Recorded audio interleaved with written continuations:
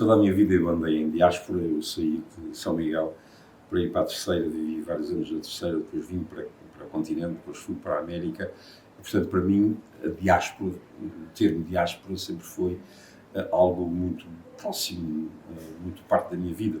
Eu sei que hoje, de vários flancos, surgem críticas sobre o termo, porque a diáspora se aplica a um termo que tem a ver com os judeus. Tinha a ver com os judeus. Já também teve a ver com os cristãos, que já naquela altura eram cristãos da diáspora.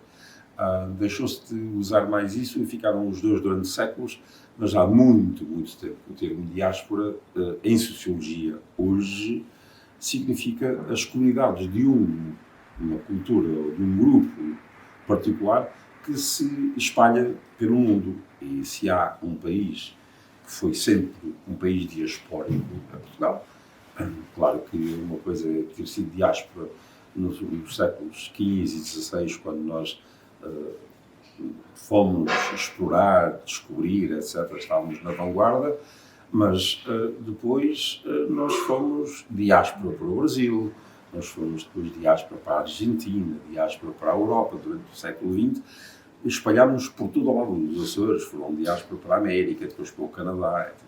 E durante todo o século XX Portugal foi essencialmente um país de diáspora.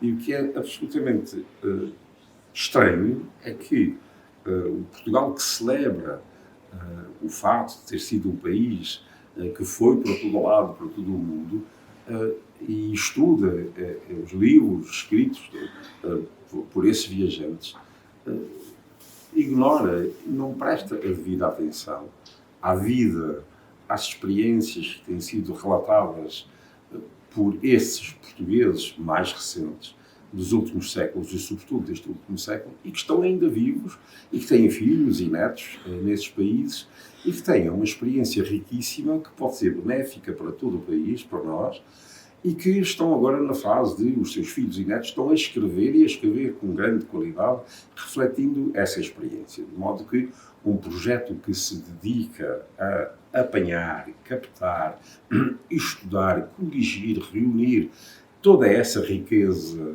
de milhares, centenas de milhares, mais de 1 milhão de pessoas, é um projeto que não devia ser de meia dúzia de pessoas interessadas, devia ser um projeto nacional levado a sério. Mas depois há mais, é que Portugal hoje é um país que recebe diásporas. Portugal esteve em África, esteve no Brasil, esteve em diversas partes do mundo. Portugal hoje recebe toda esta gente. E é impossível ignorar também a presença desta gente nesta nossa língua portuguesa, falada lá fora e falada aqui pelos que estão, pelos que ficaram, que nunca saíram, e pelos que foram ou que são filhos dos que foram e agora vêm. Não posso por isso dizer que eles voltaram, porque muitos deles são filhos dos que foram e agora vêm para cá.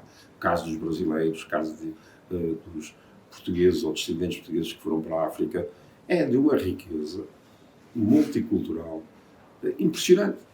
E é importante olhar para isso como um manancial extraordinário para refletirmos aprofundadamente esta realidade que não é necessariamente lusófona, porque lusófona refere apenas o som, a voz, a fala.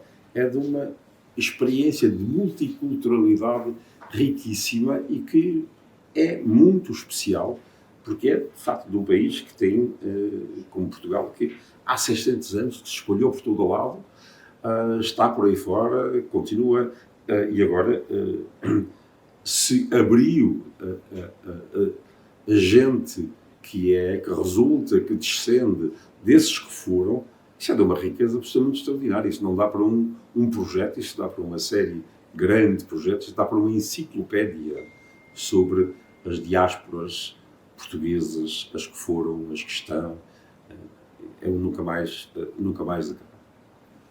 Gostava só de esclarecer uma coisa, que é, nós falamos lusófono, e o termo também é discutível. Eu acho que não há nenhum problema com o fato de usarmos o termo lusófono, porque refere a língua em que culturas que são múltiplas, complexas, ricas, variadas, elas expressam-se nessa língua. E, portanto, quando falamos em grupos lusófonos, não estamos necessariamente a reduzir esses grupos apenas a grupos portugueses. São grupos que funcionam num espaço em que se fala português, porque é a língua, que é a língua mais comum, que esses grupos diversos usam para se relacionarem, para conversarem. É o espaço que permite o diálogo. Mas esses grupos são variadíssimos. Podem vir da África, podem vir do Brasil, de diversíssimos cantos do Brasil, de diversíssimas culturas africanas, etc. Portanto, é um espaço, ou é rede, essa rede dialoga em língua portuguesa, mas a língua portuguesa é apenas a ponta do iceberg. O fundo que está o iceberg só tem apenas 1/9 por cima da água. O resto é uma imensidão complexa de um